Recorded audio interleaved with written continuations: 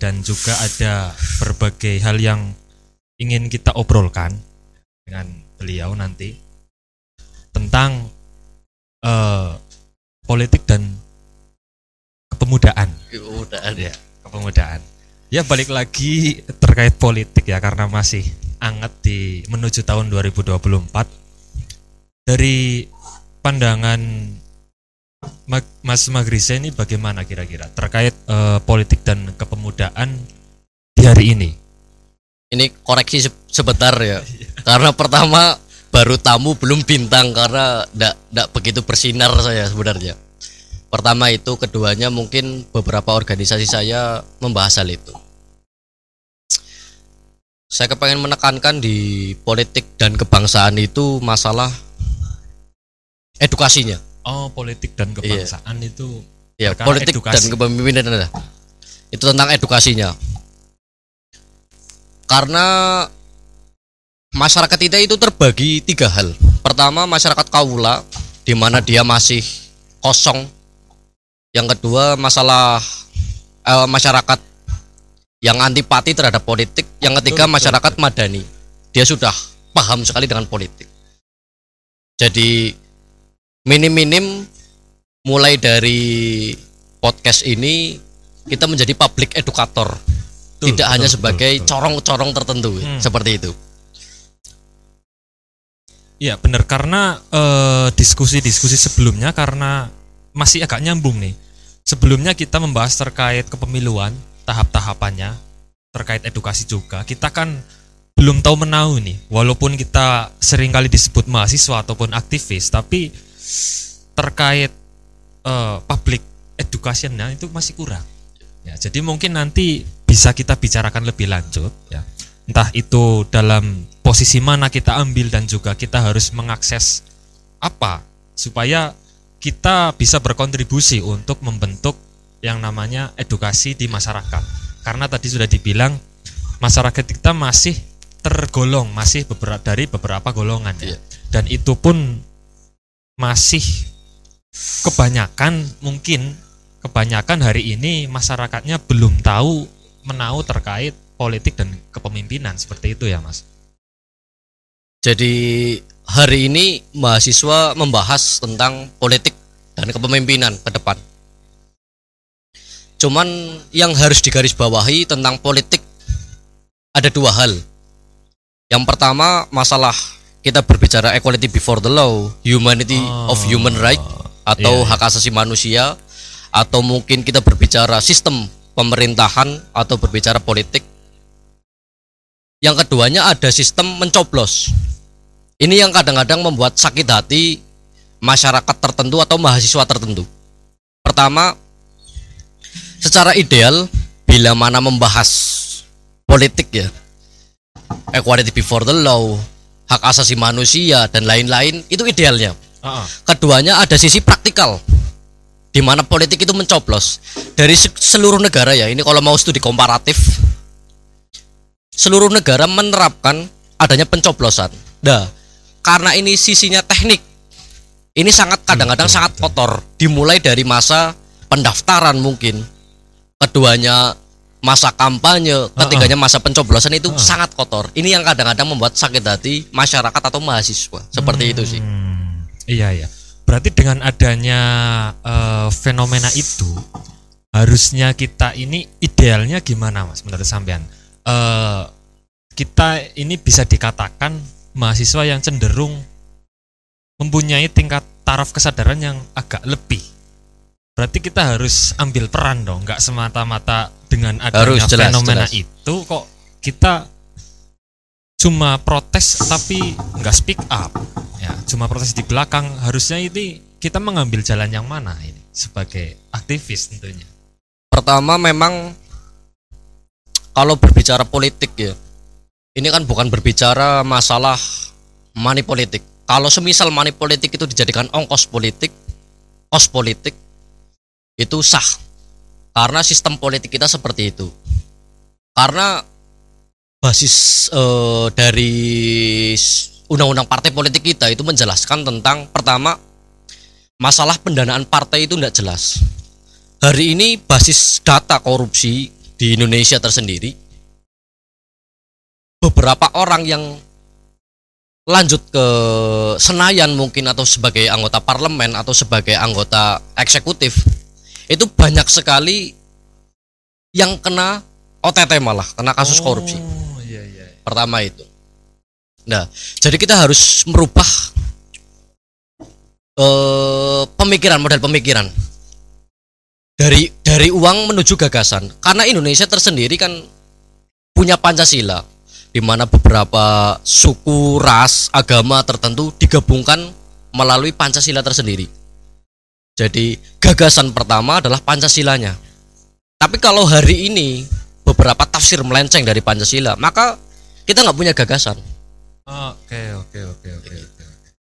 Lah, berarti gimana itu, Mas? Ini menarik ya.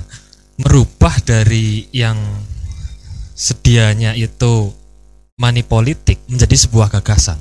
Itu kira-kira mekanisme apa yang bisa kita tempuh nih? Walaupun kita sadar ya bahwasanya dengan adanya kita di sini menggagas sesuatu itu belum tentu terdengar oleh pemangku kebijakan ya. Siap, tapi kan paling tidak ada yang namanya usaha-usaha, tahap-tahapan yang bisa kita tempuh untuk bisa berkontribusi dalam merubah money politik menuju gagasan-gagasan tertentu supaya lebih baik tentunya. Oke, siap.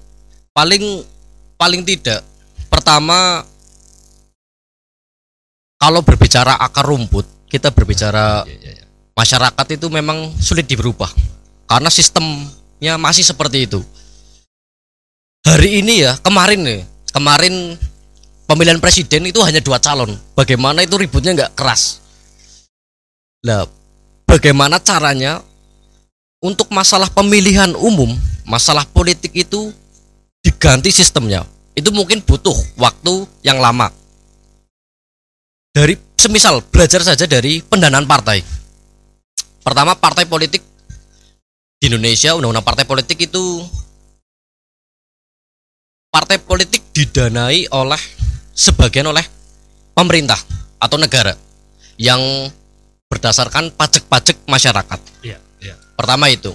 Kalau kita mau studi komparatif lagi untuk pencegahan, untuk menumbuhkan gagasan baru ya, ada yang di Amerika Serikat ketika ada 2 partai besar, Demokrat dan Republik, itu dengan sistem pendanaan partai yang sangat ketat, di mana dia didanai oleh para pengusaha. Tapi beda lagi keduanya dengan negara Jerman, karena negara Jerman setiap partai itu boleh mendirikan yayasan. Pertama itu sistem politiknya harus dirubah.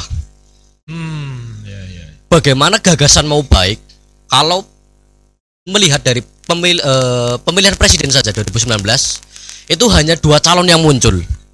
Ini kan kita nggak tahu, masyarakat itu nggak tahu siapa si A, siapa si B dan lain-lain. Kenapa kok langsung muncul 2 nama itu? Betul. Kalau semisal mau belajar masalah parliamentary di area Amerika itu, calon yang satu dengan calon yang lain itu digodok. Semisal dari kabupaten sini memunculkan 5 calon, nanti digodok menuju Jawa Tengah, nanti Jawa Tengah digodok lagi ketemu di nasional. Lah nasional nanti digodok lagi muncul beberapa nama yang mungkin nanti visi misinya jelas dan lain-lain. Jadi dia adu gagasan, adu pemahaman, adu skill. Ya, hari ini kita menuntut 2 presiden ini tidak bisa. 2 calon presiden ini loh, dengan gagasan yang bagus dan lain-lain, dia hanya diolah oleh partai politik seperti itu. Baik, berarti sebenarnya kompleks sekali ya ketika bicara sistem ya. Karena hari ini juga muncul ide atau gagasan untuk mengubah yang namanya sistem pemilihannya dari proporsional terbuka dan tertutup. Lah, itu pun baru sebagian kecil daripada mekanisme ya. Ya kan? Dan itu pun ketika diubah tidak bisa karena hari ini keputusannya belum final. Paling tidak itu kalaupun bisa terrealisasikan diputuskan oleh MK itu kan nanti di periode berikutnya. Lah, Dengan adanya fenomena itu, dengan sistem yang begitu banyak dan mekanisme-mekanisme tertentu, kiranya balik lagi, mana dulu nih yang kiranya bisa diakses dan bisa diubah kiranya, baik itu di pilpres ataupun pemilihan caleg. Kalau semisal ketika mau diubah, maka antara pemilihan presiden dan pemilihan parlemen itu harus diubah, karena presiden threshold atau ambang batas pencalonan presiden itu terpengaruh oleh parliamentary threshold. Oke. Jadi maka harus ada runtutannya, harus diubah semuanya, itu satu sistem itu harus dirubah. Cuman karena saya hukum, ada namanya filsafat hukum itu berkata bagaimanapun undang-undang itu dibuat, kalau pelaksanaannya jelek, maka undang-undang yang dibentuk ke depannya sudah pasti jelek. Hari ini undang-undang kalau semisal kita mau berbicara proporsional tertutup apa proporsional terbuka, itu seluruhnya bagus. Terpenting adalah penegakan hukumnya. Kalau semisal penegakan hukumnya ini tidak begitu bagus, maka produk undang-undang ke depan itu mesti jelek semuanya. Itu namanya filsafat hukum. Oh iya. Dan undang-undang hari ini menurut pandangan Mas Magrisa itu gimana? Udah cukup apa belum untuk nantinya bisa kita merubah undang-undang yang ada berikutnya kira-kira? Sangat tidak ya. Pertama dari parlemen saja. Di Amerika itu tersendiri bicara tentang perwakilan lah. Undang-undang Amerika berkata utusan yang masuk parlemen adalah utusan wilayah, bukan utusan partai. Di Indonesia tersendiri partai itu masih menjadi apa ya? Menjadi muara. Jadi semisal orang A dari fraksi partai A, tapi kalau di Amerika tersendiri si A dari daerah tertentu. Itu yang jelek pertama. Jadi undang-undang di Indonesia partai politik itu masih menjadi tuan. Jadi tidak bisa itu kalau dirubah hanya presidennya saja, apa sistem pemilihan presidennya saja, atau dirubah sistem parlemennya saja, enggak. Itu harus satu sistem yang harus dirubah. Oke, menarik banget. Sebenarnya kalau kita ingin menggagas itu PR yang cukup besar ya tentunya, karena kita berangkat dari akar rumput ya, betul ya. Nah kemudian fenomena hari ini menurut sampean yang paling tidak untuk mengkritisi grassroots itu bagaimana dalam mungkin dalam partisipasi, kemudian iklim dan lain sebagainya yang perlu kita pelajari untuk lebih lanjutnya, itu bagaimana? Ini kajian menarik, cuman paradoksnya seperti ini. Pertama, memang kalau berbicara approval rate dari segala lembaga negara, lembaga parlemen itu paling bawah, baru eksekutif yang lainnya dan lain-lain, yudikatif dan lain-lain. Jadi approval rate paling bawah adalah parlemen, padahal parlemen adalah representatif dari masyarakat itu tersendiri. Jadi kalau semisal mau merubah grassroots,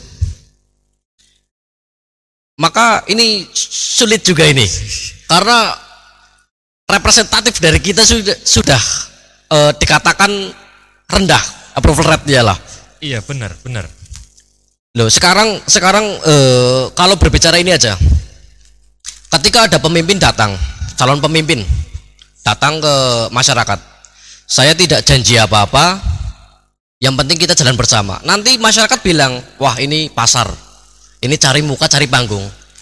Tapi ketika calon yang lain datang juga ngomong masalah saya janji ini, masyarakat juga ngomong, ah ini kan janji-janji aja ini.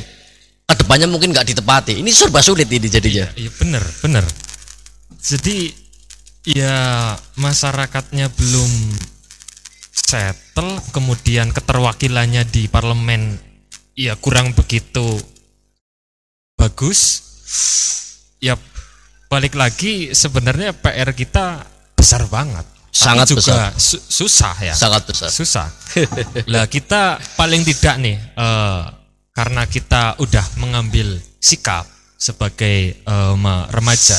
Kalau komunitas kita kan namanya komunitas remaja beraksi ya. Yang itu berisikan para mahasiswa aktivis dan lain-lain sebagainya. Daripada itu kita sudah mengambil sikap nih, jelas. Kita visinya adalah untuk menjadi public educator. Karena kita sudah memiliki kesadaran dan juga ada sedikit kajian untuk mempelajari belanja masalah di sekitar kita. Kemudian kita dari situ kita pengen belajar juga. Maksudnya public edukasi yang ingin kita akses dan kita jalankan itu yang semacam apa dan kita kolaborasikan dengan siapa, seperti itu. Mungkin dari Samen ada sedikit pandangan tuh di situ. Pertama, mungkin public educator ya, ini sedikit sulit juga. Menyadarkan grassroots atau akar rumput itu tentang masalah visi misi atau gagasan. Itu sangat sulit. Karena masyarakat tersendiri hampir menurut by data saja ini pendidikannya rendah, sangat masih rendah di Indonesia.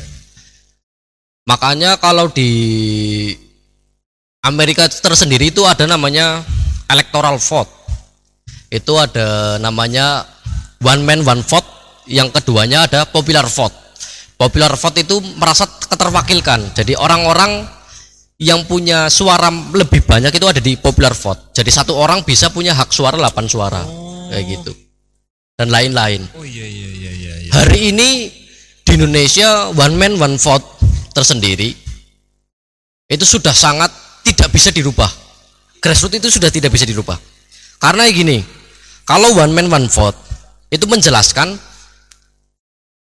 ini tidak mendeskripsikan bahwa orang-orang yang tidak sekolah juga tidak terpelajar ya. Cuman ini penjelasan saja. Jadi one man one vote menjelaskan orang-orang yang paham, mungkin para dokter atau sarjana dan lain-lain, itu memiliki satu hak suara yang sama terhadap masyarakat itu tersendiri. Jadi masyarakat berkata, wah kita setara, jadi nggak mungkin bisa dirubah itu. Oke, iya benar. Lah, ketika kita alihkan ya partisipan dari akar rumput ini tarik ke pemilu tahun 2024. Ini dengan skema-skema yang masih sama tentunya ya, dengan skema proporsional terbuka, dengan sudah 3 kali kita melaksanakan, dan kita sangat erat kaitannya dengan money politik ya, sadar dan tidak sadar, Ya. Bahkan masyarakat itu menunggu momentum adanya. Oh, ada caleg nih, kita tunggu nih, ada isi berapa amplopnya, begitu kan. Jadi apakah kita bisa merubah yang mananya yang dari masyarakat itu menggantungkan satu suaranya dengan Rp50.000 selama 5 tahun dengan skema yang lebih baru lagi, gagasan yang lebih baru lagi? Apakah bisa kita menjadi edukasi? Mungkin dengan kita afiliasikan ini dengan KPU atau Bawaslu atau mungkin Pemkab, bisa juga. Tapi apakah bisa atau tidak? Ini kajian yang bagus juga. Tapi kalau dilihat secara pragmatis dan realistis hari ini, ketika Indonesia itu masih menerapkan sistem proporsional terbuka atau sistem-sistem yang lainnya, itu mengalihkan dari money politik menuju gagasan atau ide ini sedikit sulit. Pertama, saya kembalikan lagi ke masalah pendanaan partai politik. Pendanaan partai politik itu sangat bagi saya mendidik. Pertama, kalau memang Indonesia itu mau mendanai partai politik full, maka kalau Amerika itu hanya 2 partai yang besar. Kalau semisal itu Jerman, itu dia bisa mendirikan yayasan. Nah, lanjut, dikorelasikan di Indonesia. Partai politik di Indonesia itu masih multi partai, masih banyak sekali. Jadi anggaran itu masuk, setiap partai itu ya yang namanya partai itu karena banyak jadinya anggaran dibagi-bagi. Katakanlah parlemen, sekitar anggota parlemen itu 560. Setelah dia terlantik, maka dia harus mencari komoditas uang yang di bawah. Jadi dia punya kewajiban mencari uang. Kenapa dia harus money politik? Karena dia harus mengejar, pertama, masalah pembiayaan kampanye. Di Indonesia belum diatur itu pembiayaan kampanye. Keduanya masalah pembiayaan kader tersendiri. Ketiganya masalah kampanye tentang pemilihan suara partai politik. Itu masih belum teratur. Pertama itu. Jadi setiap orang harus berlomba-lomba membagikan uang. Karena harus jadi. Karena apa? Mengejar kembalian yang tadi. Yang keduanya, partai-partai baru ini paradoks juga. Ada namanya siapa ya, Eko Kuntadi kalau tidak salah, itu dia nyalon suara terbesar se-Indonesia, tapi secara parliamentary threshold minim-minim kan 2 anggota untuk partai duduk di parlemen. Ternyata partai ini nggak punya anggota, tapi suaranya terbanyak. Bagaimana caranya partai yang lain, katakanlah partai yang baru, mungkin partai Umat, partai Gelora dan lain-lain, itu minim-minim setara. Itu sulit juga, karena yang satu itu ngejarnya pakai uang, kalau kita nggak ngejar pakai uang nggak jadi. Ini fakta politik di Indonesia seperti ini. Jadi ketika diubah pun, maka masyarakat ya hanya terimalah. Kita dididik untuk money politik dari awal ya gitu.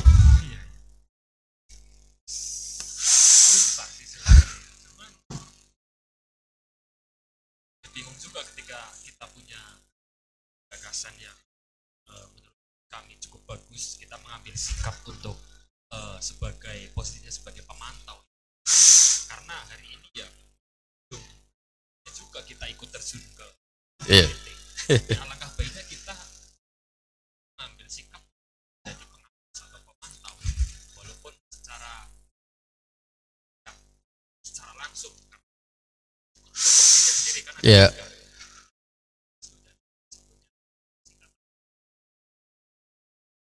ketika ingin ada gagasan tapi sistemnya udah kayak gitu ya. Jadi kalau mau dirubah maka sistemnya harus berubah. Kita antara masyarakat dan aparat, mungkin aparat atau pejabat publik itu sama-sama berkomitmen bahwa undang-undang yang kita buat, kalau ingin berubah ini ya, undang-undang yang kita buat kita atur sebagaimana mungkin dan kita laksanakan dengan ketat. Kalau semisal hari ini masyarakat dikatakan korban, ya mungkin sebagian dikatakan korban, tapi segelintir masyarakat juga menikmati kok. Dimana pemilihan itu perputaran uangnya lebih cepat ketimbang ekonomi yang biasa ya gitu. Jadi ini sedikit paradoks. Ini perlu dipertanyakan apa enggak ke pemimpin. Sebenarnya nggak perlu dipertanyakan karena pemimpin sudah tahu ya gitu. Secara garis besar memang harus berangkat dari sistem dulu ya. Harus dari sistem. Ada tahapan-tahapannya sendiri. Betul. Kalau bicara susah banget. Siap. Iya betul. Karena ibaratnya udah mendarah daging. Jadi, kalau bicara sistem ya tadi sudah disampaikan oleh sampean, ada berbagai macam tahapan-tahapan bisa dilakukan dan bisa dirubah. Tapi itu pun balik lagi, kalau melihat dari sisi kita ya, apalah kita ya, mungkin suaranya iya. Tapi mungkin kan ada tahapan-tahapan yang mungkin nanti bisa kita kolaborasikan dengan pemangku-pemangku kebijakan dan lain sebagainya. Nah, itu sesi kali ini kita break dulu. Kita masuk ke sisi yang berikutnya. Terima kasih. Assalamualaikum warahmatullahi wabarakatuh. Waalaikumsalam warahmatullahi wabarakatuh.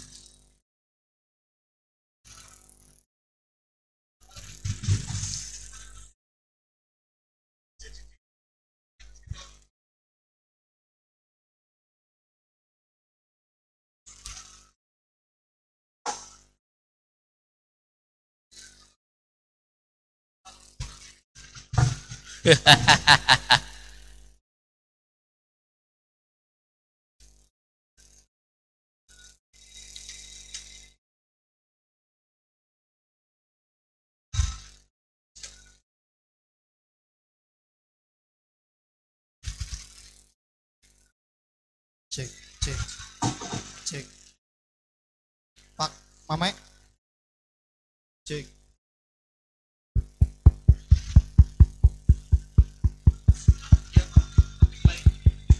Si lanjut bayar apa? Orang suaranya Ya si membahas politik lah, apa channelnya beda. sistem ya oli dan lain-lain.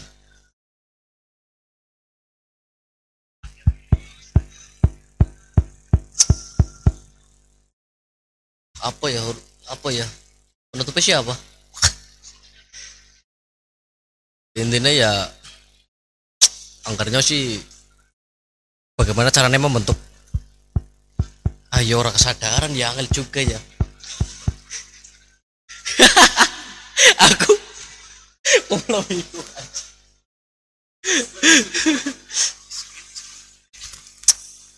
Ya kepriwe caranya kita menyampaikan keresahan kita, bukan didengar, dan perubahan-perubahan itu harus ada. Masalah undang-undang pemilihan dan lain. Oh, jebule kait mau antenane. Priwe. Wis. Ya. Terima kasih sudah menunggu semuanya. Jadwar. Iya, Pak.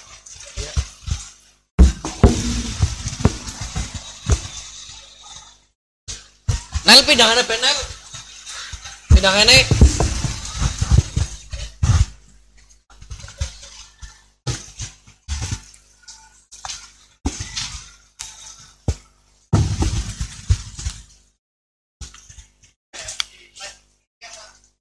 Iya. pikmu siapa gue? Yes. Waduh, keren guys suaranya guys.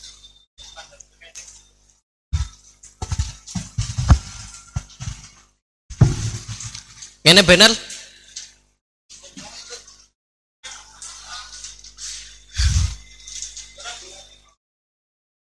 Enak ya. Orang iki, duh. Itu belum menit maning. Iya. Waduh.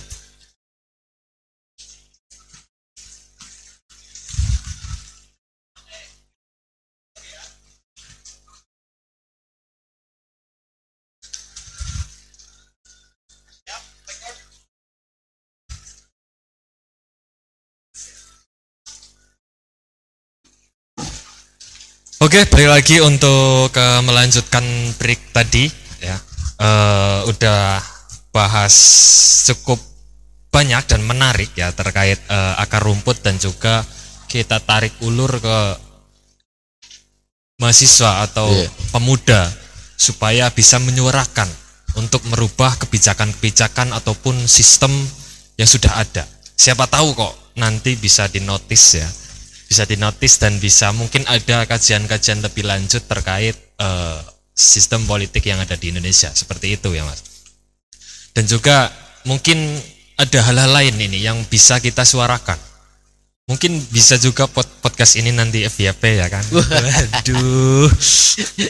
Tembus sampai Mesir ya. Tembus sampai Mesir, Zimbabwe ya. Apalagi kira-kira Mas yang bisa kita suarakan untuk merubah adanya sistem politik ataupun kepemimpinan yang ada di Indonesia ini supaya untuk lebih baik lagi.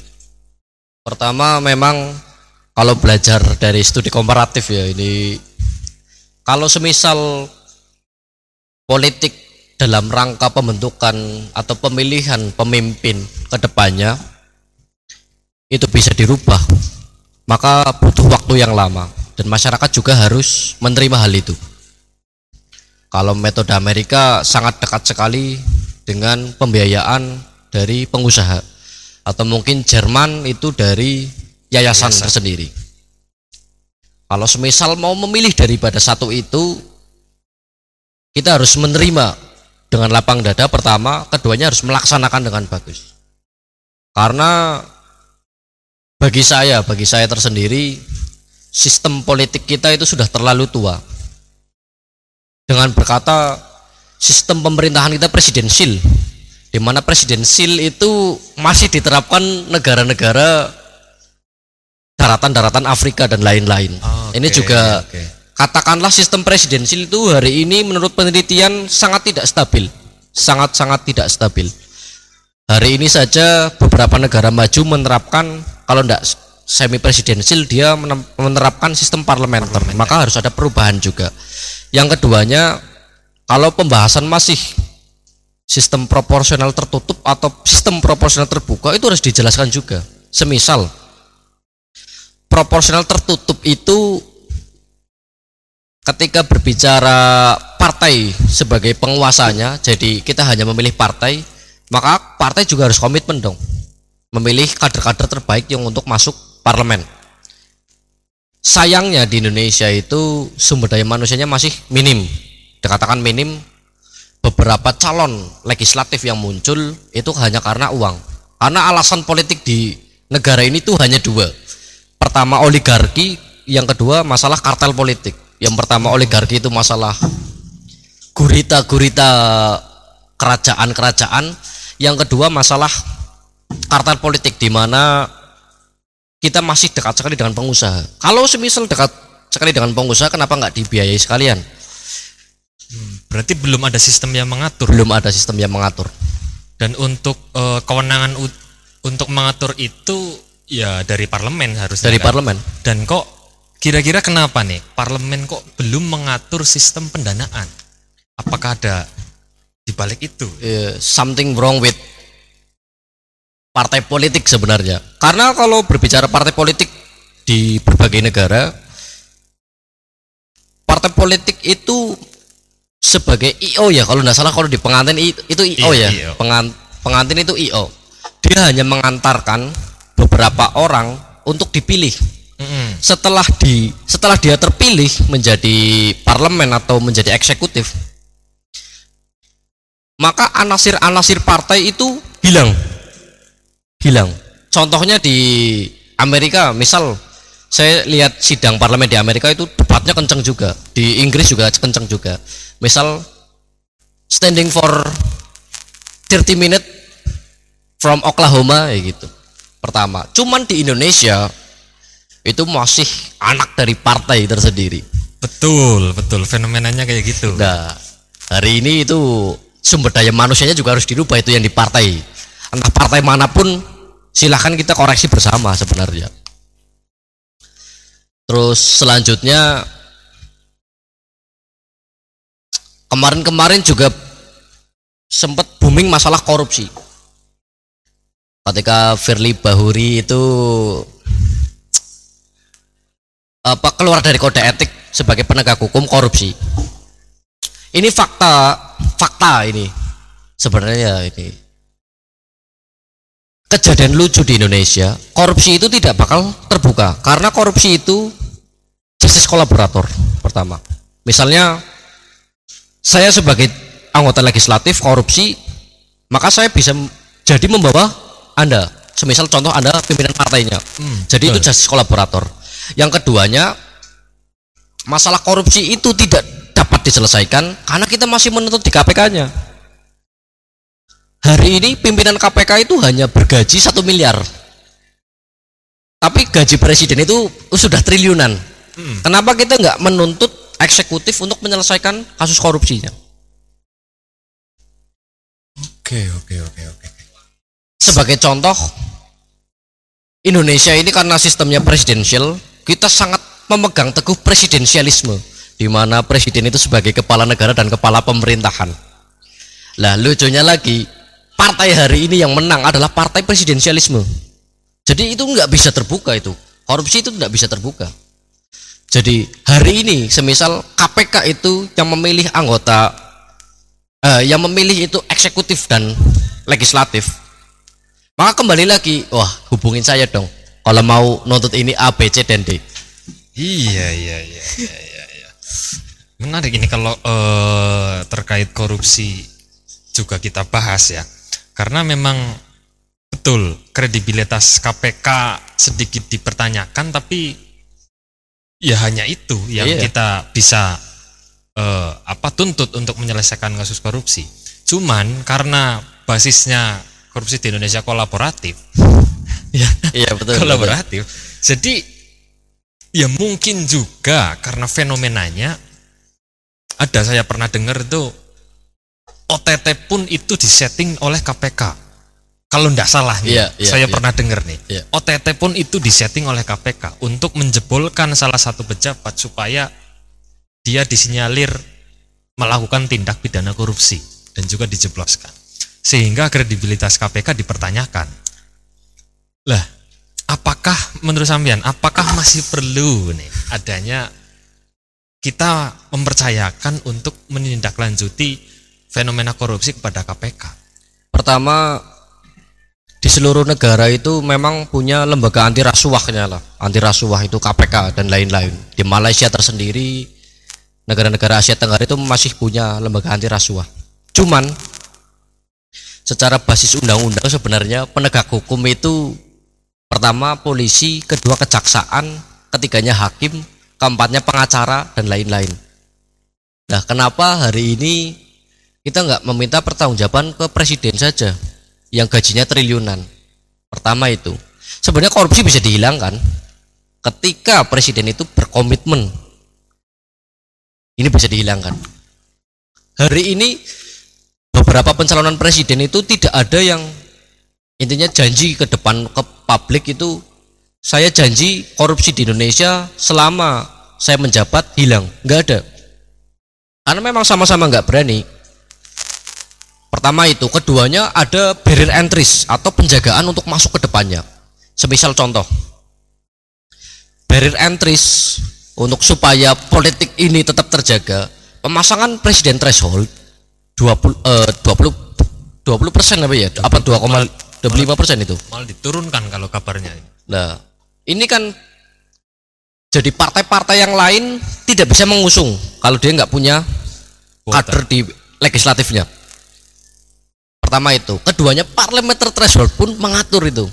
Sekarang hari ini debatnya presiden threshold, padahal yang lebih penting itu parliamentary threshold. Kalau parliamentary thresholdnya itu ada satu calon yang memang duduk karena partainya tidak lolos, padahal dia memenuhi suaranya, ya enggak maju dia. Oke, menarik. Tapi kalau Mas Magrisa pahami secara garis besar fenomena politik yang ada, fenomena korupsi yang ada di Indonesia, itu kira-kiranya penyebab utamanya apa? Dan ketika kita ingin merubah atau menindaklanjuti supaya tingkat korupsi di Indonesia menurun, itu melalui jalur mana? Ketika posisinya kita sebagai grassroots nih. Pertama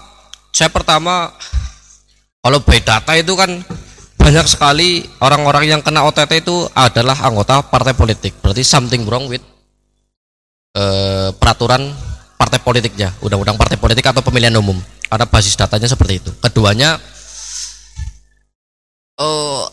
mungkin secara kepuasan masyarakat itu secara gaji ya pejabat itu kurang, mungkin kurang karena yang saya tahu beberapa negara seperti Turki itu Turki atau bukan itu saya lupa, intinya ketika polisinya korup, polisi tuanya itu dipecat semuanya,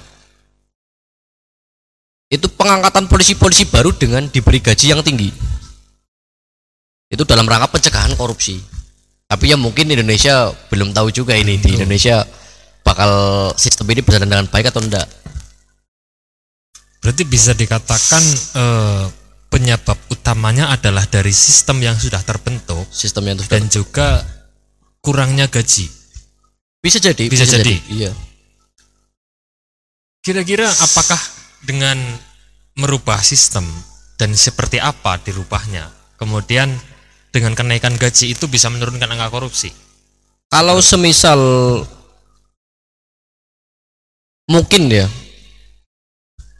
itu mungkin bisa mencegah sekitar 15%-an, 20%-an bisa. Yang penting kita komitmen aja dengan undang-undang yang ada. Setelah terbentuk itu pelaksanaannya bagus dan lain-lain. Lah hari ini katakanlah undang-undang masalah contohnya omnibus law atau dan lain-lain itu sering didemo karena pelaksanaan undang-undang yang sebelumnya juga tidak bagus ya gitu loh. Baik, tapi ketika kita tarik mundur juga, mungkin ya, nggak mungkin. Sebenarnya mereka kan juga berasal dari keterwakilan masyarakat. Dan hari ini praktek korupsi pun di masyarakat itu kan Banyak. banyak. Iya. Dan juga kita seakan-akan terdidik untuk melakukan tindakan korupsi, walaupun belum tindak pidana. Tindakan korupsi dari elemen masyarakat terkecil. Dan ini menariknya balik lagi seperti pembahasan kita sebelumnya, bahwasanya sebenarnya permasalahan terbesar itu berasal dari masyarakat atau grassroots. Dan ketika kita ingin merubah itu sulitnya minta ampun.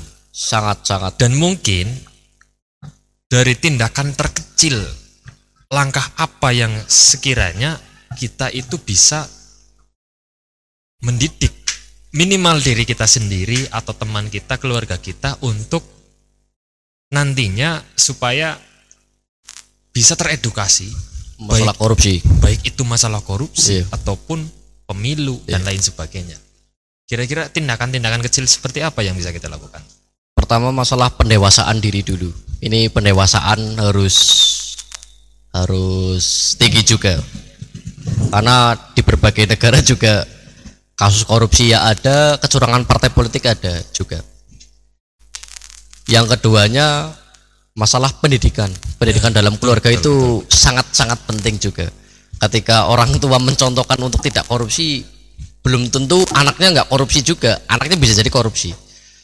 Kadangkala orang yang sudah duduk di suatu jabatan yang nyaman melihat uang 1 miliar itu berseliweran lah di depan mata, itu juga kadang-kadang iman nggak kuat juga gitu. Yang penting masalah ini kan masalah transparansi aja, antara kita ke keluarga transparansi, terus pihak pejabat mencontohkan bahwa transparansi itu ada dan lain-lain. Itu masalah transparansi aja. Ketika ada satu contoh center of view-nya itu mencontohkan yang bagus, maka baik-baiklah badannya. Maka satu orang yang buruk maka rusaklah badannya, seperti itu. Betul. Dan ini sangat menarik lagi ketika nanti kita korelasikan dengan sistem pendidikan yang ada. Wah, ini menarik banget. Karena sistem pendidikan hari ini ketika kita studi komparatif dengan negara-negara lain itu ya seperti itulah. Dan itu mungkin kita bisa bahas di sesi berikutnya. Terima kasih. Kepriyo maning, Bro.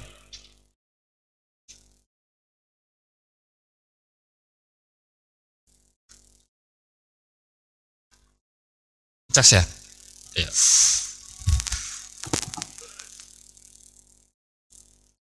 Ini ngene, Bro.